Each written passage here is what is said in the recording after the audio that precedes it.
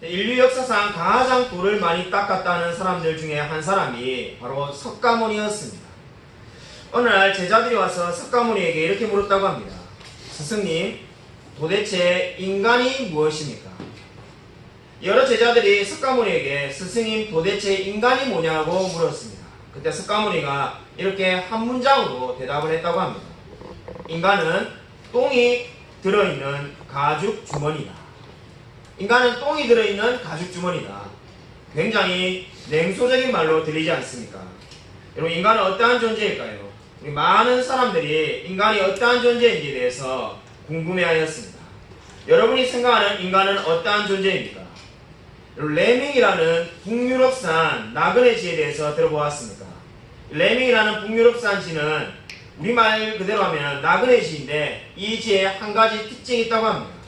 이 지들은 툭하면 바다를 향해서 허둥지둥대며 돌진하는데 가만히 보면은 그 이유가 맨 앞장서 있는 지가 가는 그대로 그 뒤에 있는 지들은 아무 생각 없이 따라간다는 겁니다. 그러니까 앞에 있는 지들이 바다를 향해 가면은 뒤에 있는 지는 어디로 가는지 생각도 안 하고 그대로 따라가다가 한꺼번에 수천 마리, 수만 마리, 심지어 수십만 마리가 바다에 마치 자살하는 것처럼 빠져들어간다는 겁니다. 여러분, 이 모습이 마치 거듭나지 못한, 하나님을 알지 못하는 인간의 모습과 비슷해 보이지 않습니까? 하나님을 만나지 못한 자들은 자신들이 죄를 향하여 달려가는지도 모르고 살아가고 있습니다. 여러분, 오늘 성경을 보시면은 1절을 보십시오. 1절에 보시면은 살리셨도다 라는 말이 있습니다. 그러나 원어를 보면은 이 살리셨도다라는 말은 없습니다. 오늘 우리가 읽은 말씀 1, 2, 3절 중에 원어 성경에는 긍정적인 말이라고는 단 한마디도 없습니다. 4절에 그러나라는 말이 우리 개혁 성경에 나와 있지 않는데 원어에 있는 그러나 하나님께서라는 말이 나오기 전까지는 1, 2, 3절은 한마디로 계속해서 암울하고 비극적인 말씀만 가득 차 있습니다. 왜 그렇습니까? 바로 1절은 그는 허물과 죄로 죽었던 너희를 이렇게 되어 있기 때문입니다. 근데 우리 한국말에 동사가 없이 그냥 그는 허물로 죽었던 너희를 이렇게 할 수가 없기 때문에 우리가 살리셨도다 하는 말을 붙여놓았지 원래 성경은 허물과 죄로 죽었던 너희를 이라고 되어 있습니다.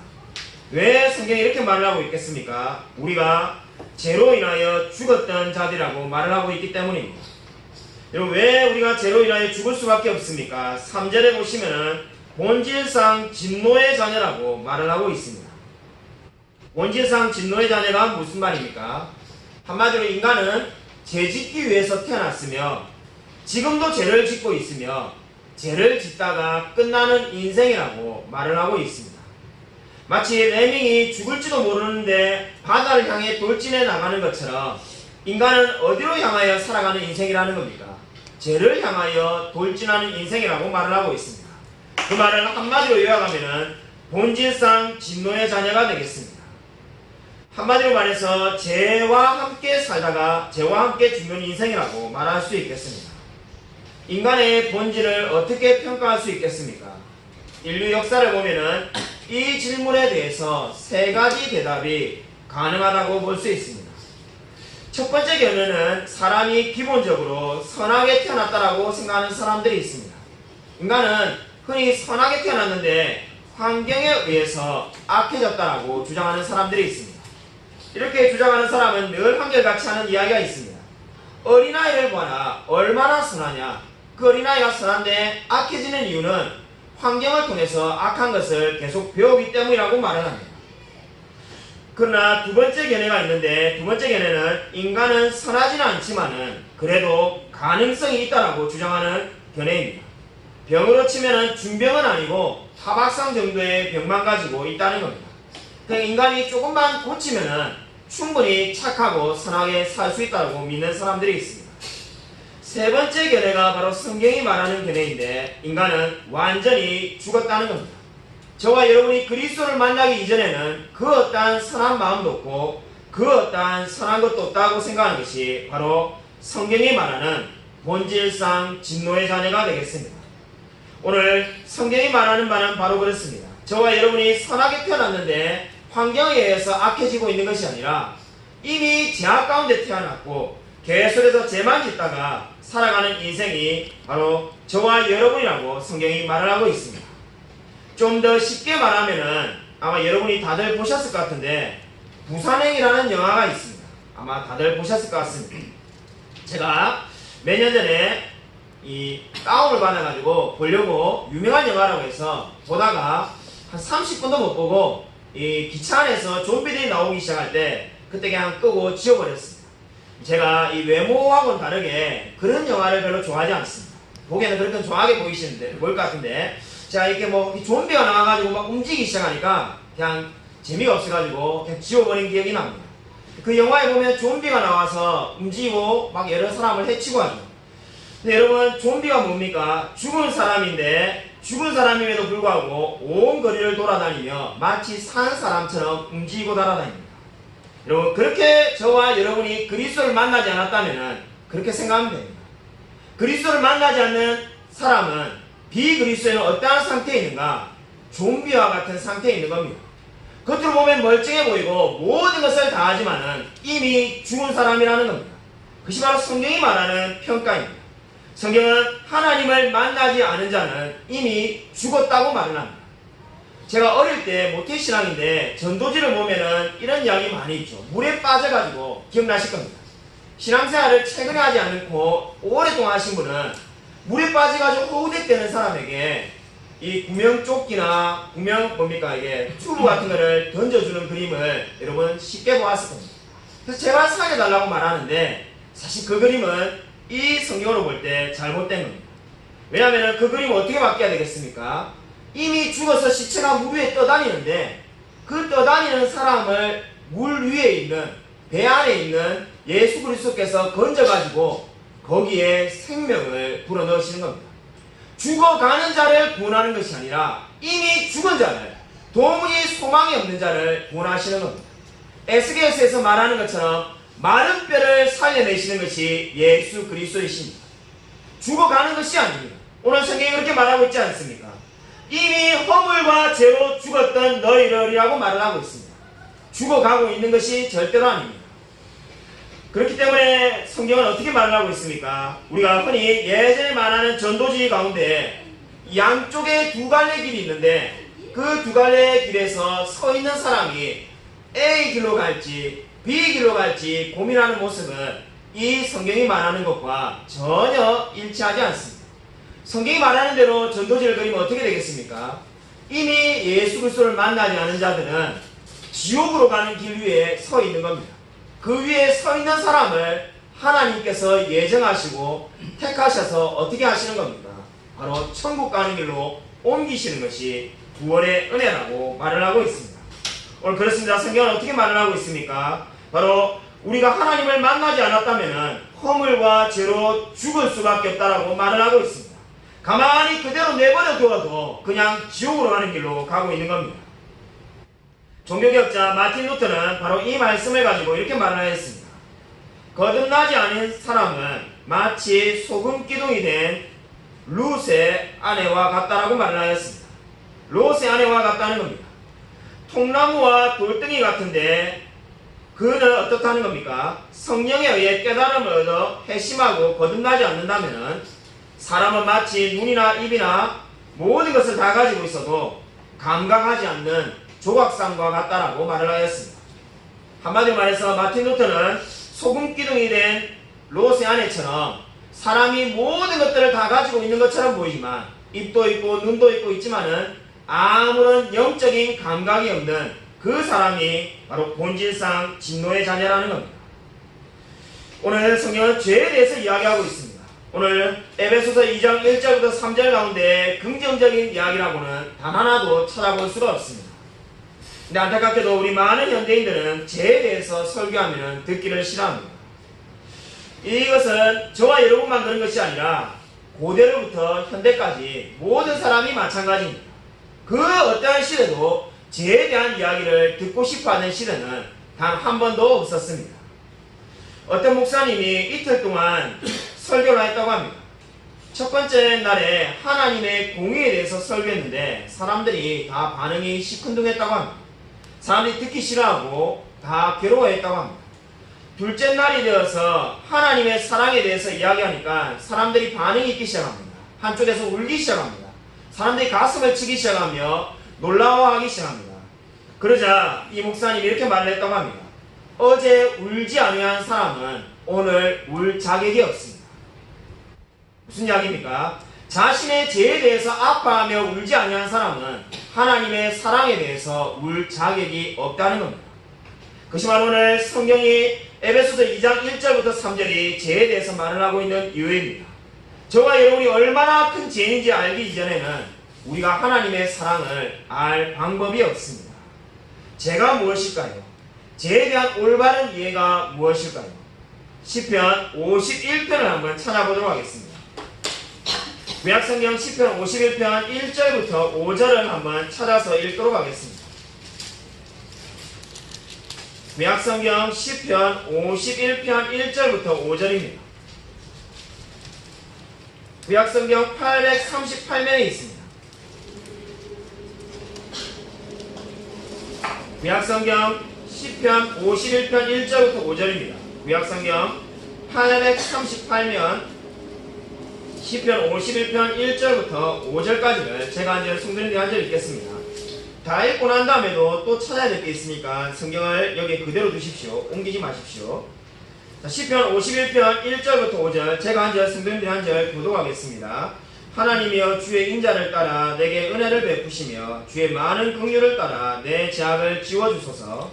나의 죄악을 맑게 씻으시며 나의 죄를 깨끗이 제하소서. 물은 나는 내 죄가를 아오니 내 죄가 항상 내 앞에 있나이다. 내가 주께만 범죄하여 주의 목전에 악을 행하였사오니 주께서 말씀하실 때 의로우시다 하고 주께서 심판하실 때 순전하시다 하리이다. 5절 말씀 함께 읽겠습니다. 내가 죄악 중에서 출생하였으며 어머니가 죄 중에서 나를 잉태하였나이다. 아멘. 오늘 시편 51편은 다윗이 밧세바를 간음한 이후에 선지자 나단이 찾아왔을 때 회개하는 마음으로 이 시편을 썼습니다. 오늘 이 시편을 가만히 살펴보면은 죄에 대해서 세 가지 진리를 저와 여러분에게 말씀해 주고 있습니다. 먼저 1절을 보시면은 죄를 지으면은 심판을 받는다는 것을 지금 말씀하고 있습니다. 지금 다윗이 선지자 나단의 말을 통해서 깨달은 게 뭡니까? 죄를 지으면은 하나님이 심판하신다는 겁니다. 그 말씀이 바로 1절에 있습니다. 자기가 죄를 지었기 때문에 그 죄가 심판받을 수밖에 없습니다.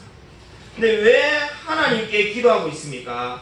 죄값을 갚을 방법이 자신에게 없기 때문입니다. 죄를 지으면 심판을 받는다는 걸 이제 알게 되었는데 그것을 자기 스스로 갚을 수 있다면 왜 기도하겠습니까? 스스로 갚으면 되지 않겠습니까? 근데 스스로는 그 죄값을 치를 방법이 없습니다. 그렇기 때문에 지금 하나님께 기도하며 나아갈 수밖에 없습니다. 두 번째로 시편 51편이 저와 여러분에게 알려주는 죄에 대한 진리는 51편 3절이 말하는 것처럼 죄에 대한 책임이 모두 자신에게 있음을 인정하고 있습니다. 내 죄가 항상 내 앞에 있나이다 라는 말을 잘 주목해 보십시오. 이 말은 죄에 대한 모든 책임이 다윗에게 있다는 겁니다. 그리고 현대 많은 사람 같으면 다윗이 죄를 범하였는데 다윗은 왕이고 밧세바는 그저 왕이 볼 때는 하찮은 사람에 불과합니다. 그러면 어떻게 평가하겠습니까? 밧세바가 유혹해서 내가 넘어갔다. 얼마든지 다른 사람에게 죄를 뒤집어 씌우려고 할 겁니다. 그런데 지금 다윗은 어떻게 말합니까? 그 모든 죄가 내 앞에 있다라고 말을 하고 있습니다. 모든 죄는 나의 책임이라고 인정하고 있습니다. 이것이 바로 무엇을 말을 하고 있습니까? 바로 다윗은 자신의 죄를 자기가 인정하고 있습니다. 세 번째로 오늘 이 시편 51편이 보여주는 죄에 대한 영적인 교훈은 51편 5절을 보십시오. 죄악 중에 출생하였다라고 고백하고 있습니다. 오늘 우리가 읽은 에베소서 2장 1절부터 3절과 똑같은 의미의 말씀입니다. 다윗이 지금 죄를 짓고 하나님께 회개하고 있는데 자신은 어떤 존재라는 겁니까? 죄악 중에 출생하였다는 겁니다. 이 말은 하나님의 은혜가 없다면 늘 본능적으로 죄를 짓고 죄에 대해서 넘어질 수밖에 없는 존재라고 고백하고 있습니다.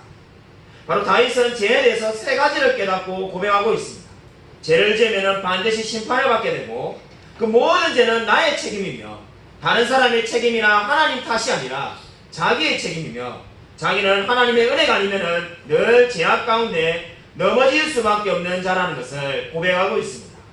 이 세 가지 죄에 대한 진리가 무엇을 말하고 있습니까? 한마디로 말해서 다윗은 지금 하나님께 죄를 회개하고 있습니다.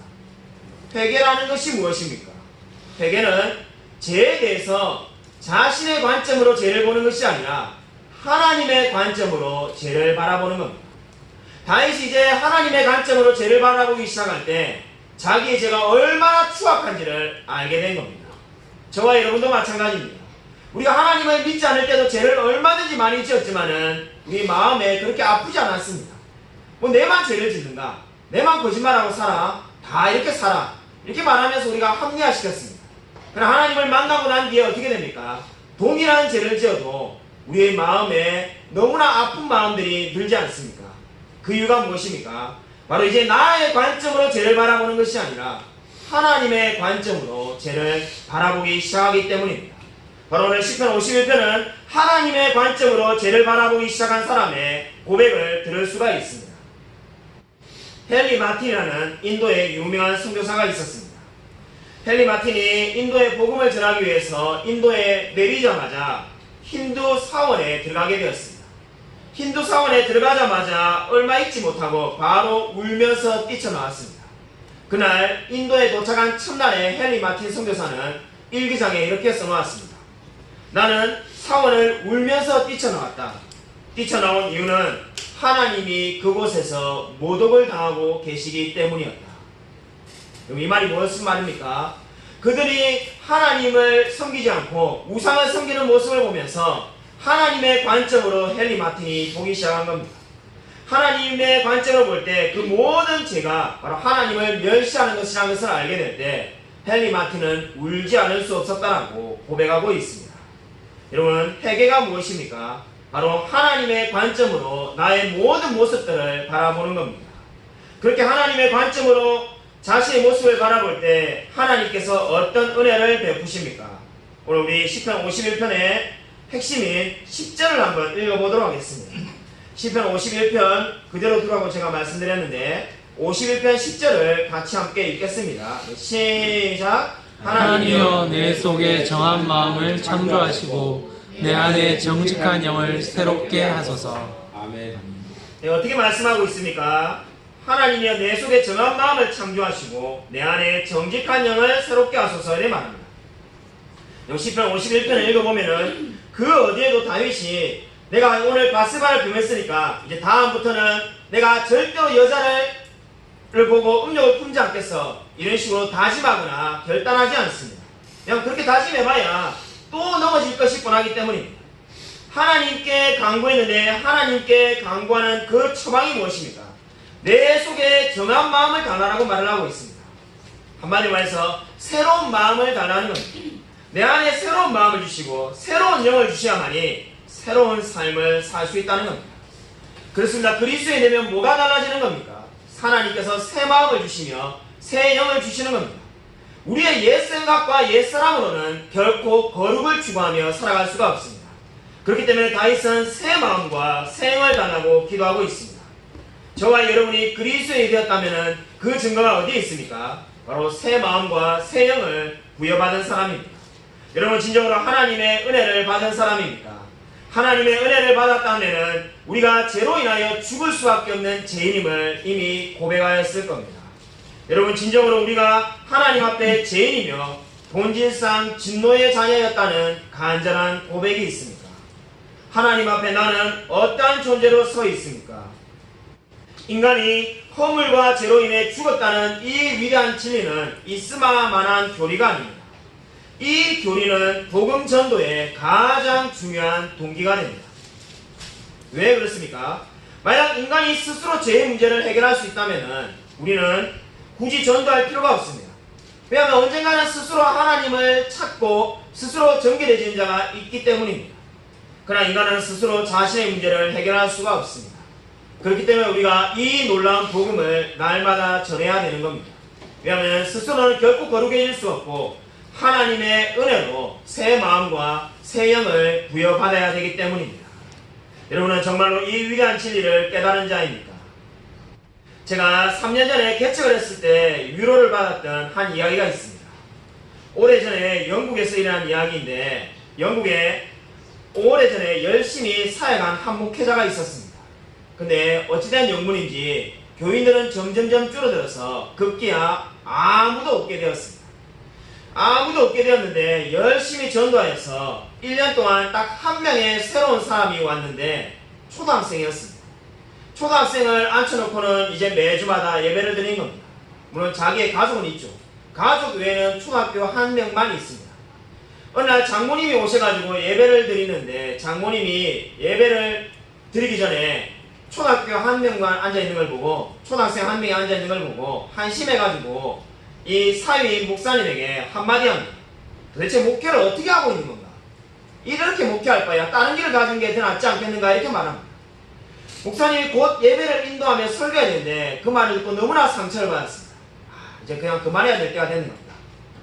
장모님도 이렇게 말씀하시는데, 내가 오늘 정말 목회를 이제 마지막으로 하고 그만둬야 되겠다고 생각하고 울면서 기도하고 이제 마지막으로 할 거라고 생각하며 설교하기 시작합니다. 가족과 장모님과 초등학생 한 명만 들었습니다. 예배가 끝나고 난 다음에 죄에 대해서 설교했는데 초등학생이 울면서 회개합니다. 그리고는 초등학생이 자기가 하나님을 만났다고 말하면서 주를 위해 살겠다고 목사님께 고백합니다. 그 고백이 목사님에게 큰 위로가 됩니다. 목회를 그만할 게 아니라 은혜 받는 학생이 있는데 내가 이 한 영을 위해서 목회를 계속해야 되겠다라고 결심합니다. 세월이 지났습니다. 그 목사님은 감사하게도 교인이 많이 늘어가지고 이제 큰 교회가 되었습니다. 세월이 많이 지났는데 그 교회에서 큰 행사를 준비하게 되었습니다. 그 행사에는 그 당시에 가장 유명한 남아프리카 선교사가 와서 설교를 하기로 해서 온 교인이 준비하고 있습니다. 그 선교사는 바로 그 교회 출신 그 초등학생이 남아프리카에 있는 위대한 선교사가 되어서 다시금 오게 되었다는 겁니다.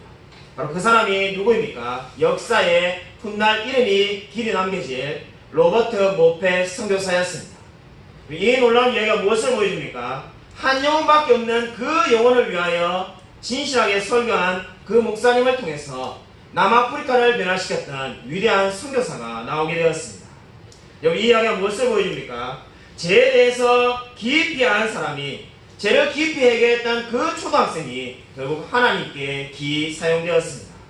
나의 죄가 얼마나 깊은지를 알고 있습니까?